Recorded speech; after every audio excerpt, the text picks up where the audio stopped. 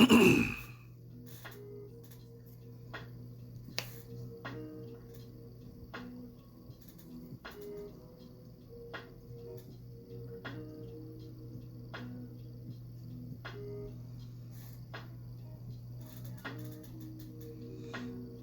right, Shalom. First and foremost, I want to give all praise, honor, and glory to Yahweh, Bahashim, Yahweh Shai, Bahashim Rakah Kadash. Double honors to the apostles and elders of Great Millstone. Much respect to the brothers laboring in this truth worldwide to wake up the elect of the children of Israel. It's your brother Dawadai coming at you with another lesson. Lord willing is edifying and comforting to the saints. Shalom, brother. Shalom, GMS Kabal Dama. Shalom. Yahweh Shah Shah Brakatah. So this lesson is basically going to be on the history of Israel crying out in the time of Esther and Mordecai. All right? Because, whatever was written aforetime was written for our learning. Matter of fact, let's get that. Let's get that right quick before we jump into the lesson. All right? Let's go to Romans chapter 15 and verse 4. For whatsoever things were written aforetime were written for our learning, that we, through patience and comfort of the scriptures, might have hope. All right, so these things that were written aforetime was written for what? Our learning. That we, through patience, right, and comfort of the scriptures, might have hope. All right, and we had certain times in our history that we cried upon Yahweh Shah to save us, all right? And Purim is one of those times, all right? Because whoever called upon Yahweh Shah, right, and was confounded, right? As a matter of fact, let's go get that. Let's go to the book of Sirach or Ecclesiasticus, chapter 2 and verse 10. Look at the generations of old and see, did ever any trust in the Lord and was confounded? Or did any abide in his fear and was forsaken? Or whom did he ever despise that called upon him? Yeah. So right now, we're in the time of calling upon our Lord and Savior, Yahweh Bahashim Yahweh Shai, right? We're in the time of coming back to our power, right? So he's gradually hearing our cry, just as in the time of Esther and Mordecai, right? Matter of fact, let's get one more precept before we jump into the lesson or into the history, right? Let's go to the book of Hosea, chapter 5 and verse 15. I will go and return to my place till they acknowledge their offense and seek my face. In their affliction, they will seek me early. So in our affliction, us coming back to our heritage, guess what? We're seeking Yahweh Shah 10 times harder, all right? We seeking him because we're tired of this captivity. And basically, we ready to go home, all right? So let's go to the book of Esther. And I'm going to start at chapter 2. Might be a lot of reading, but, it's all for labor of love, right? I'm going to start at verse 21. This is Esther chapter 2 and verse 21. In those days, while Mordecai sat in the king's gate, two of the king's chamberlains, Bigdan and Terkesh, of those who kept the door, were wroth and sought to lay hand on the king Ahasuerus. And the thing was known to Mordecai, who told it unto Esther the queen. And Esther certified the king thereof in Mordecai's name. Now Esther became queen because Ahasuerus' first queen did not want to obey the commandment of the king when he asked her to come. and his counselors came to him and said, hey, man, you need to put this woman away, because if she defiles you, she's going to be an example to all the other women, in your kingdom, that they can defile the men, right? So he ended up putting her away. He had fair virgins from all over his province come through, all right? And he chose Esther, all right? Verse 23, and when inquisition was made of the matter, it was found out. Therefore, they were both hanged on a tree, and it was written in the book of the Chronicles before the king. All right. So when these things was found out, Salakia, was always get dry when you when you start to do a lesson. Okay. So once these things was found out by the king, they interrogated these guys and found out the matter was true. And once they found out the matter was true, they made inquisition, and they end up hanging these men, right? Chapter 3. After these things did Ahasuerus promote Haman, the son of Hammedatha, the Agagite, and advanced him and set his seat above all the princes that were with him. So this Agagite, Haman, is what? He's an Edomite, all right? And what did the Lord say? He was going to have, matter of fact, more than just an Edomite, he was a Amalekite. The Lord said he's going to have war with Amalek, right? From generation to generation. See, we back in that same time, man, that these same spirits are back, and they hate us, all right? They hate that we coming back to our nationality.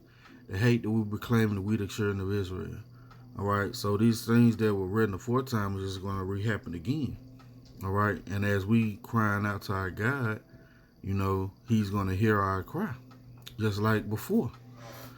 And all the king's servants, verse 2, and all the king's servants that were in the king's gate bowed and reverenced Haman, for the king had commanded concerning him.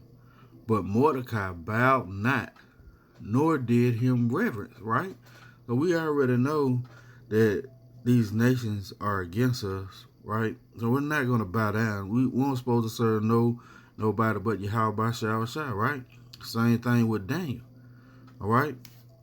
It says, then the king's servants, which were in the king's gate, said unto Mordecai, why transgressest thou the king's commandment? And it came to pass, when they spoke daily unto him, and he hearkened not unto them, that they told Haman, and to see whether Mordecai's matter would stand, for he had told them he was a Jew, right? So all the history of the Amalekites and the Israelites, when we came out of Egypt, they ain't let us pass. The Amalekites raided King David and took his wives, right? So the history of us and the Amalekites, has been long-standing, right? It says, verse 5, and when Haman saw that Mordecai bowed not, nor did him reverence, then was Haman full of wrath. Yeah, so Haman, as all these proud devils are, he was upset because one of our forefathers did not show him reverence, all right? And he thought scorn to lay hands on Mordecai alone, for they had showed him the people of Mordecai. Wherefore Haman sought to destroy all the Jews that were throughout the whole kingdom of Ahasuerus, even the people of Mordecai, right? In the first month, that is the month of Nisan, in the 12th year of King Ahasuerus, they cast pur, that is the lot, before Haman from day to day, and from month to month, to the 12th month, that is the month Adar. And Haman said unto King Ahasuerus, there is a certain people scattered abroad, and dispersed among the people in all the provinces of thy kingdom, and their laws are diverse from all people, neither keep they the king's laws, therefore it is not for the king's prophets to suffer them. See, this devil, he had a problem with Mordecai, but he in turn tried to make it reflect unto the children of Israel. And what did he use? The occasion that he used was our laws, all right? The thing that made us perfect. That's why, or the things that made us holy, all right? That's why you read how in the Apocrypha, how the Greeks wanted us to discontinue from calling ourselves Jews, right? And how they didn't want us to do our sacrifices, want us to sacrifice swine, right, onto the altar. So these people always have the same game plan, all right? And Haman said unto the king, okay, we just read that. Verse 9, if it please the king, let it be written that they may be destroyed, and I will pay 10,000 talents of silver to the hands of those that have the charge of business to bring it into the king's treasures. And the king took his ring from his hand and gave it to Haman, son of Hammedatha the Agagite, the Jews' enemy. You see that? And the king said unto Haman, the silver is given to thee, and people also to do with them as it seemeth good to thee. Right? So this devil was ready to take out all of the children of Israel within that province, right? It says, then were the king's scribes called on the 13th day of the first month, and there was written according to all that Haman had commanded unto the king's lieutenants and to the governors that were over every province, and to the rulers of every people of every province according to the writing thereof, and to every people after their language. In the name of the king Ahasuerus was it written and sealed with the king's ring. And the letters were sent by post into all the king's provinces to destroy, to kill, and to cause to perish all Jews, both young and old, little children and women, in one day, even upon the 13th day of the 12th month, which is the month of Adar, and to take the spoil of them for a prey. And the copy of the writing for a commandment was given to every province, was published unto all people, that they should be ready against that day. So this devil sent out letters to the enemy of the Israelites, basically, to be ready to take out men, women, and children, right? Old and young. Verse 15, the post went out, being hastened by the king's commandment, and the decree was given in Shushan the palace. And the king and Haman sat down to drink, but the city of Shushan was perplexed, right? So the whole city was like, why was this decree sent out? What reason would it be for these people to be destroyed on this particular day, right? And Yahweh, Bahashem, Yahweh Shai, Bahashem, Rakakadash, Barakatham to all the brothers and sisters on the comment board, Shalom. Right? So we're going into the history of Purim. You know, just a slight history lesson. You know, for when we called upon Yahweh Shai, he answered us. All right? So this is chapter 4.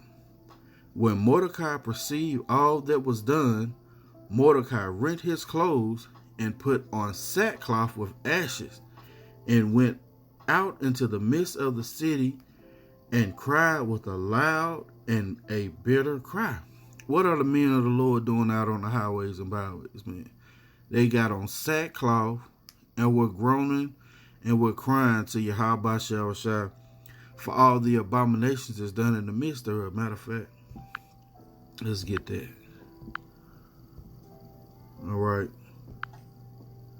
You know, whatever was written aforetime was written for our learning. This is Ezekiel chapter 9 and verse 4. And the Lord said unto him, Go through the midst of the city, through the midst of Jerusalem, and set a mark upon the foreheads of the men that sigh and that cry, right? For all the abominations that be done in the midst thereof. See that? So the same thing that Mordecai did. He rent his clothes. He put on sackcloth, right? He went to cry bitterly because of the thing that was transpiring against his people, right? You know, that's what we're doing. We're in that same state. We're crying bitterly. Lord, get us out of this captivity. Lord, come back and save us, right? Verse 2. And came even before the king's gate, for none might enter into the king's gate, clothed with sackcloth. And in every province, whithersoever the king's commandment and his decree came, there was great mourning among the Jews, and fasting, and weeping, and wailing, and many lay in sackcloth and ashes. You see that? So it just wasn't Mordecai, man. It was the nation of Israel, you know. They say Jews here. You know, it definitely could be other Israelites, you know what I'm saying? Because we was all scattered. So we was crying unto Yahweh Shah, man. Just like the hopeful elect is coming back now, crying to Yahweh Shah, man, these same things are playing out over and over again. All right? So Esther's maid and her chamberlains came and told it her. Then was the queen exceedingly grieved, and she sent raiment to clothe Mordecai and to take away his sackcloth from him, but he received it not. Then then called Esther for Hakah, one of the king's chamberlains, whom he had appointed to attend upon her, and gave him a commandment to Mordecai to know what it was and why it was. So Hakah went forth to Mordecai unto the street of the city, which was before the king's gate. And Mordecai told him of all that happened unto him, and of the sum of the money that Haman had promised to pay to the king's treasurers for the Jews, to destroy them. Also he gave him the copy of the writing of the decree that was given at Shushan to destroy them, to show it unto Esther, and to declare it unto her, and to charge her that she should go in unto the king to make supplication unto him, and to make requests before him for her people. And Hatak, and Salaki, if I'm not pronouncing his name correct, came and told Esther the words of Mordecai. Again, Esther spake with Hakak, and gave him commandment unto Mordecai. All the king's servants and the people of the king's province do know that whatsoever, whether a man or woman, shall come unto the king into the inner court, who is not called, there is one law of his to put him to death, except such to whom the king shall hold out a golden scepter, that he may live. But I have not been called to come in unto the king these 30 days. So she let him know that it was a decree by the king. If anybody were to come in under him without being called, they was going to be put to death unless he puts out his gold scepter, right? And they told to Mordecai Esther's words. Then Mordecai commanded to answer Esther, think not with thyself that thou shalt escape in the king's house more than all the Jews. He was letting you know, hey, don't think that you just because you with the king that you're going to be able to escape this affliction. And that's what, a lot of our people think. They think that they going to escape being persecuted because they follow the ways of, Esau, right? They think that this money is going to be able to save them from this impending destruction that's coming. The only thing that's going to be able to save you is Yahweh Bashar Rashai, right? Verse 14. For if thou altogether holdest thy peace at this time, then shall their enlargement and deliverance arise to the Jews from another place. But thou and thy father's house shall be destroyed, and who knoweth whether thou art come to the kingdom for such as time as this? Then Esther bade them return to Mordecai this answer. Go gather together all the Jews that are present in Shushan, and fast ye for me, and neither eat nor drink 3 days, night or day. I also and my maidens will fast likewise, and so will I go in unto the king, which is not according to the law, and if I perish, I perish, right? So she asked Mordecai to gather all the Jews that were in that province and to fast with her 3 days and 3 nights, right? As you fasting, you're afflicting your soul and you get closer to Yahweh Bashar Shai because you're conquering your flesh. You're limiting, your intake as far as food, because you're trying to get closer to Yahweh Bashar Shai. Same thing Ezra did, right? When he saw those visions, he fasted, right? So Mordecai went his way and did according to all that Esther had commanded him, right? And you brothers are rolling in the spirit. Beautiful, beautiful precepts. Lord willing, I get to read some of them. All right, this is chapter 5. Now it came to pass on the 3rd day that Esther put on her royal apparel and stood in the inner court of the king's house over against the king's house. And the king sat upon his royal throne in the royal house over against the gate of the house. And it was so, when the king saw Esther the queen standing in the court, that she obtained favor in his sight. And the king held out to Esther the golden scepter that was in his hand. So Esther drew near and touched the top of the scepter. Then said the king unto her, What wilt thou, Queen Esther? And what is thy request? It shall be given, it shall be even given thee to the half of the kingdom. He's like, what do you want? You can have even up to half this kingdom. What do you want, right?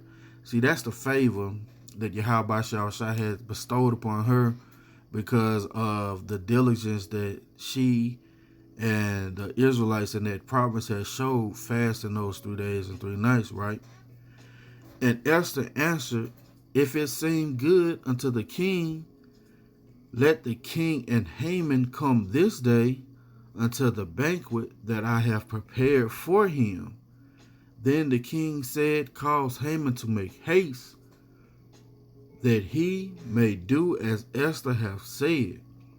So the king and Haman came to the banquet that Esther had prepared.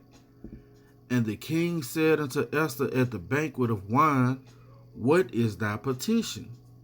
And it shall be granted thee. And what is thy request? Even to half of the kingdom it shall be performed. Then answered Esther and said, My petition and my request is, if I have found favor in the sight of the king, and if it please the king to grant my petition and to perform my request, let the king and Haman come to the banquet that I prepare for them, and I will do tomorrow as the king hath said. And when Haman then went Haman forth that day joyful and with a glad heart. But when Haman saw Mordecai in the king's gate, that he stood not up, nor moved for him, he was full of indignation against Mordecai. Nevertheless, Haman refrained himself, and when he came home, he sent and called for his friends and Zeresh his wife. And Haman told them of the glory of his riches and the multitude of his children, and all the things wherein the king had promoted him, and how he had advanced him above the princes and servants of the king. Hey man, ain't that a lot of pride, man? Don't that sound like old Donald Trump the day, I was acquitted? And that sounds like a lot of pride to me, man. Haman said, moreover, Esther, the queen did let no man come in with the king unto the banquet that she had prepared but myself. And tomorrow I am invited unto her also with the king. Yet all this availeth me nothing, so long as I see Mordecai, Yet all this availeth me nothing, so long as I see Mordecai the Jew sitting at the king's gate. This guy had real hatred for Mordecai, right? Then said Zeresh his wife and all his friends unto him, Let a gallows be made of 50 cubits high. Now get this, man. This idea was the idea of his wife and his friends, that gallows be made for Mordecai, right? And tomorrow speak thou unto the king that Mordecai may be hanged thereon. Then go thou in merrily with the king unto the banquet. And the thing pleased Haman, and he caused the gallows to be made. You see that? That's something that I did not realize, that suggestion came from his wife and his friends. All right? Chapter 6. On that night could not the king sleep, and he commanded to bring the book of records of the chronicles, and they were read before the king. Now remember, we just read in chapter 2 how Mordecai had let the king know that 2 of his men wanted to put him to death, right? And this was written where? In the Chronicles, right? And it was found written that Mordecai had told Bigthana and Teresh, 2 of the king's chamberlains, the keepers of the door, who sought to lay hand on King Ahasuerus. And the king said, What honor and dignity have been done to Mordecai for this? Then said the king's servant that ministered unto him, There is nothing done for him. So the Most High calls the king, he controls everything, man. Matter of fact, let's get a precept right quick. Let's get a precept. The Most High controlled, King Ahasuerus the way he would not get any sleep. And he just so happened to have him, request, the chronicles of things that were done, right? This is Proverbs 21:1. The king's heart is in the hand of the Lord, Yahweh Shah.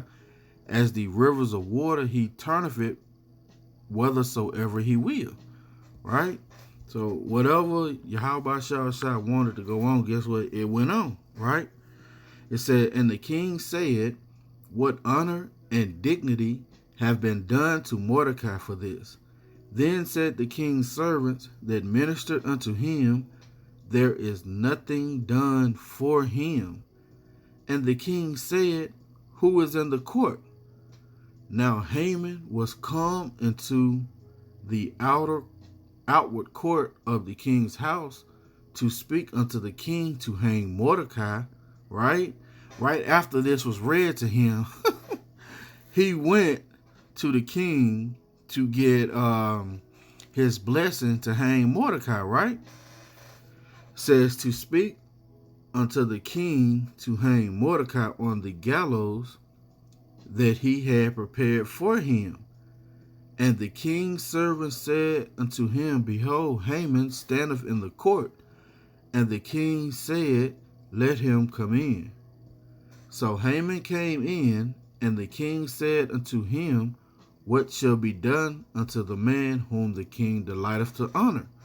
So in so much pride, this devil thought that the king was talking about him, right? It says, so Haman came in, and the king said unto him, what shall be done unto the man whom the king delighteth to honor? Now Haman thought in his heart, the word heart goes back to the Hebrew word lab, which means your mind, right? To whom would the king delight to do honor more than to myself? Man, hey, that's Esau personified, man, right? And Haman answered the king, for the man whom the king delighteth to honor, let the royal apparel be brought, which the king useth to wear, right? And the horse that the king rideth upon, and the crown royal which is set upon his head. This devil wanted to put on the king's dress, ride the king's horse, and wear the king's crown. If that ain't Esau, I don't know what is, man. If that ain't pride personified, I don't know what is, man. Right? Verse 9. And let this apparel and horse be delivered to the hand of one of the king's most notable princes, that they may array the man withal whom the king delighteth to honor, and to bring him on horseback through the street of the city, and proclaim before him, thus shall it be done to the man whom the king delighteth to honor. Then the king said to Haman, make haste, and take the apparel and the horse, as thou hast said, and do even so to Mordecai the Jew. See that? That's the spirit of Yahweh Shah, man. All right, he said he's going to make even your enemies your footstool, man. But this came after what? The Israelites in all provinces cried unto Yahweh Shah, man. All right, the same thing that we're doing now. We're crying to our Father, you know what I'm saying, to send back our big brother to save us out this captivity, right? It says, and do even so to Mordecai the Jew that sitteth at the king's gate. Let nothing fail of all that thou hast spoken. Then took Haman the apparel and the horse, and arrayed Mordecai, and brought him on horseback through the city, through the street of the city, and proclaimed before him, thus it shall be done unto the man whom the king delighteth to honor. And Mordecai came again to the king's gate, but Haman hastened to his house mourning, and having his head covered. You see that?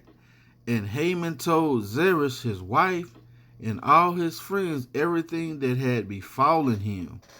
Then said his wise men and Zeresh his wife unto him, if Mordecai be of the seed of the Jews, before whom thou hast begun to fall, thou shalt not prevail against him, but thou shalt surely fall before him. And while they were yet talking with him, came the king's chamberlain, and hastened to bring Haman unto the banquet that Esther had prepared. You see that? Call lawyer, how about Shah, man? That's beautiful, man. You know, he thought he was gonna go there, you know, and get the king's blessing to hang Mordecai, but he went there and the king made him escort Mordecai in princely robes and kingly robes, right? On horseback, on the king's horse, with a crown on his head, and making him proclaim throughout all the city, thus is the man, right? Thus is this man that the king has chose to honor, right? Hey, Shalom, Yahweh Shah Shah Barakatah. The water for coming through, brother. Shalom. So, and we gonna get a little bit more into it, you know. Ain't gonna read the whole thing. You brothers can read it, you know, at your beck and call. Let's see for a second. All right, we'll read chapter 7, and then we'll probably try and jump to the point. Yeah, I got to go to the plantation too, man, but it was on my spirit, man, to go ahead and bring this out. So, chapter 7. So the king and Haman came to banquet with Esther the queen, and the king said again unto Esther on the second day at the banquet of wine, what is thy petition, Queen Esther? And it shall be granted thee. And what is thy request? And it shall be performed, even to half of the kingdom. Then Esther the queen answered and said, if I have found favor in thy sight, O king, and if it please the king, let my life be given me at my petition, and my people at my request. For we are sold, I and my people, to be destroyed, to be slain, and to perish. But if we had been sold for bondmen and bondwomen, I had held my tongue, although the enemy could not countervail the king's damage. So she said, if we were going to be just sold into slavery, I wouldn't have said nothing, right?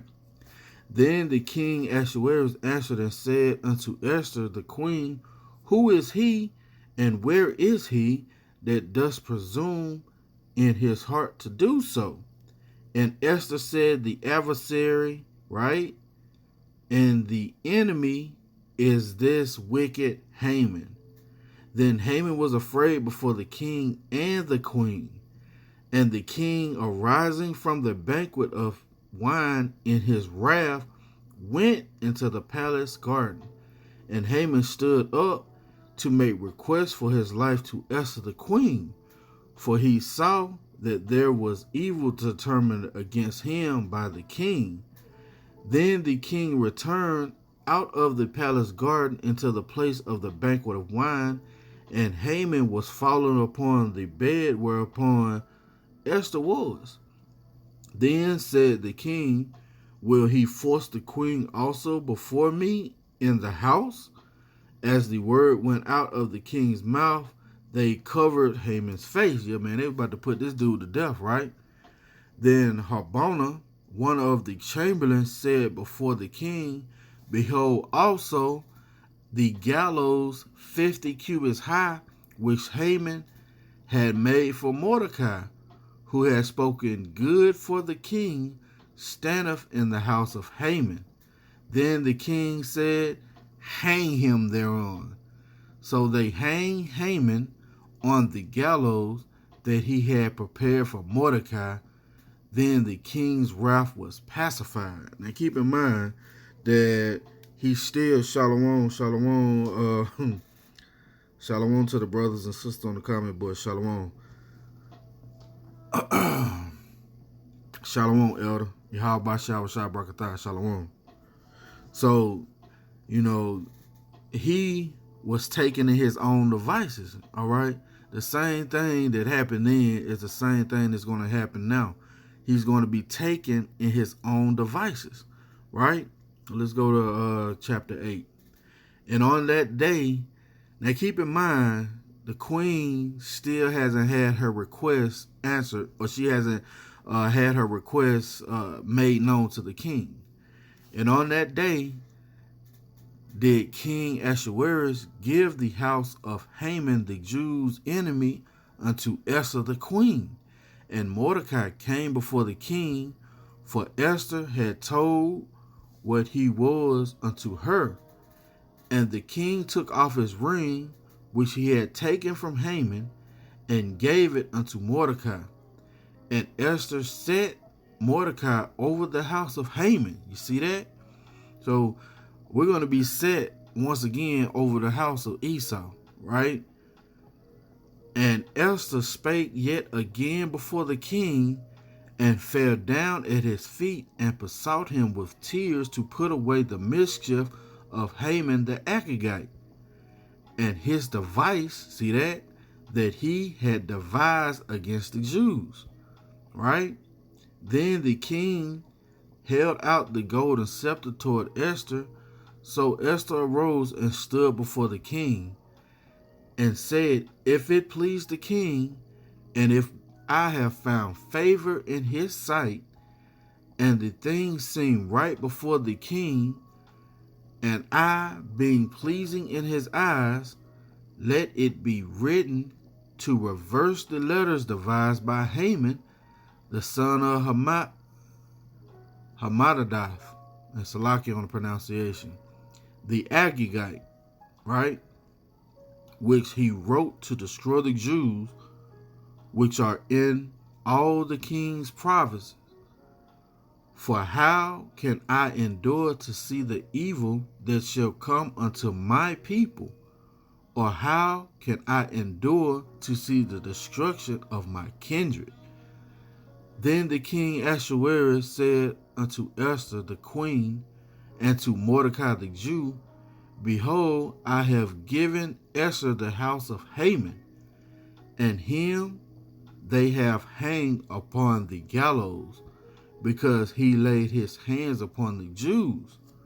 Write ye also for the Jews, as it liketh you, in the king's name, and seal it with the king's ring, for the writings which is written in the king's name, and sealed with the king's ring, may no man reverse. So he couldn't reverse the thing that Haman had sent out, but he could write a new decree, right? Then were the king's scribes called,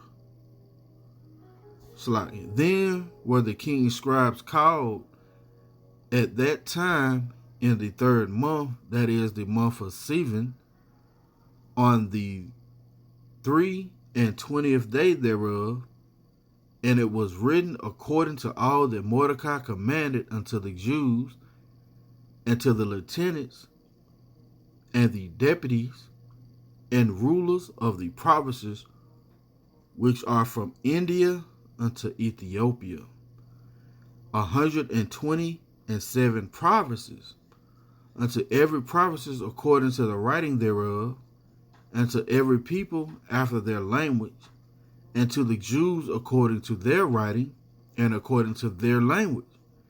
And he wrote in the king Ahasuerus' name, and sealed it with the king's ring, and sent letters by post on horseback, and riders on mules, camels, and young dromedaries, wherein the king granted the Jews which were in every city to gather themselves together, and to stand for their life, to destroy, to slay, and to cause to perish all the power of the people and the province that would assault them, both little ones and women, and to take the spoil of them for a prey. You see that? So Yahweh Shah, he turned that thing all the way back around, man.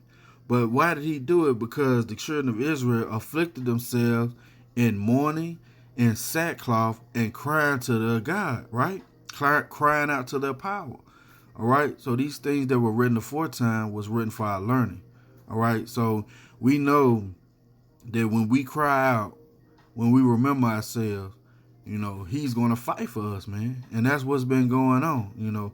Little by little, he's been visiting the world which he made, right? Verse 12. Upon one day in all the provinces of King Ahasuerus, namely on the 13th day of the 12th month, which is the month Adar, the copy of the writing for a commandment to be given in every province was published unto all people, and that the Jews should be ready against that day to avenge themselves on their enemies. So the posts that rode upon mules and camels went out, being hastened and pressed on by the king's commandment, and the decree was given at Shushan the palace. And Mordecai went out from the presence of the king in royal apparel of blue and white, and with a great crown of gold, and with a garment of fine linen and purple. And the city of Shushan rejoiced and was glad.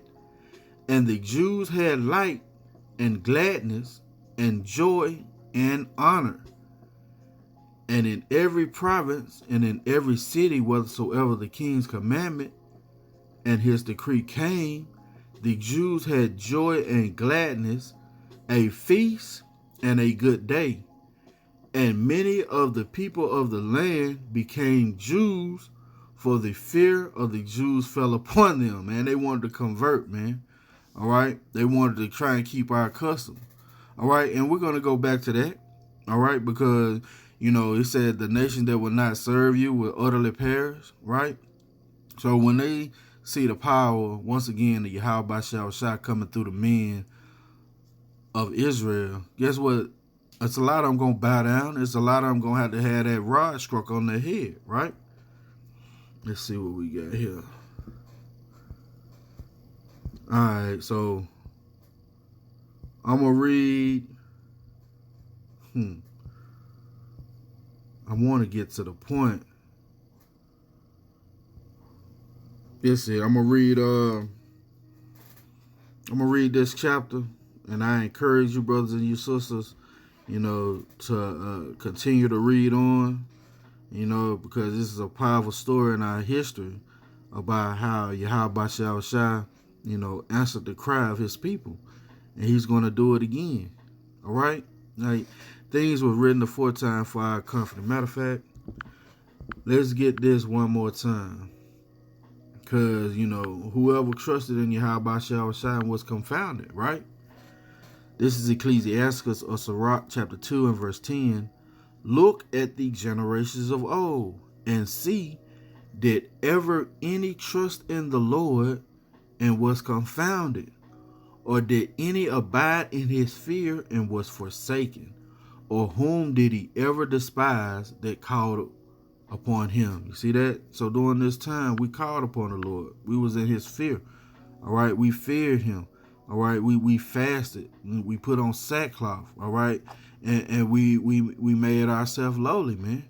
All right? And we're doing that again. All right? Because that's the spirit that he put on us. All right? To the hopeful elect. So let's read this chapter. This is Esther chapter 9. Now in the 12th month, that is the month of Adar, on the 13th day of the same, when the king's commandment and his decree drew near to be put in execution, in the day that the enemy of the Jews hoped to have power over them, though it was turned to the contrary, that the Jews had ruled over them that had hated them. See that? Hey, just go read Psalms 83, right? And the Jews gathered themselves together in their cities throughout all the provinces of the king Ahasuerus, to lay hold on such as sought their hurt, and no man could withstand them, for the fear of them fell upon all people. You see that? Don't we read in Revelations, they stood upon their feet at exceedingly great army, and those who saw them, fear fell upon them, right? And all the rulers of the provinces and the lieutenants And the deputies and the officers of the king helped the Jews, because the fear of Mordecai fell upon them. For Mordecai was great in the king's house, and his fame went out throughout all the provinces. For this man Mordecai waxed greater and greater. Yahweh Shai has always, put great men, even when we were in captivity, Daniel, Joseph, right? He exalted certain men to look after the welfare of the children of Israel, right? Thus the Jews smote all their enemies with the stroke of the sword, and slaughter and destruction, and did what they would unto those that hated them. And in Shushan the palace the Jews slew and destroyed 500 men. And Parshathadah, Salakia, we're going to try and get through these words. And Dalphon, and Apaitha, and Poratha, and Amada, and Aredatha, and Salakia. I'm gonna guess we gonna go past those words. We're gonna jump to verse 10. And the king's son of Haman and the son Hamadiah, the enemy of the Jews, slew they, but on the spoil laid not their hand. They ain't take any of their goods, right? On that day, the number of those that were slain in Shushan the palace was brought before the king. And the king said unto Esther the queen, the Jews have slain and destroyed 500 men in Shushan the palace. And the 10 sons of Haman, what have they done in the rest of the king's provinces? Now what is thy petition? And it shall be granted thee. Or what is thy request further? And it shall be done. Then said Esther, if it please the king, let it be granted to the Jews which are in Shushan to do tomorrow also according unto this day's decree. And let Haman's 10 sons be hanged upon the gallows. And the king commanded it so to be done, and the decree was given at Shushan. And they hanged Haman's 10 sons. For the Jews that were in Shushan gathered themselves together on the 14th day also of the month Adar, and slew 300 men at Shushan. But on the prey they laid not their hand, right?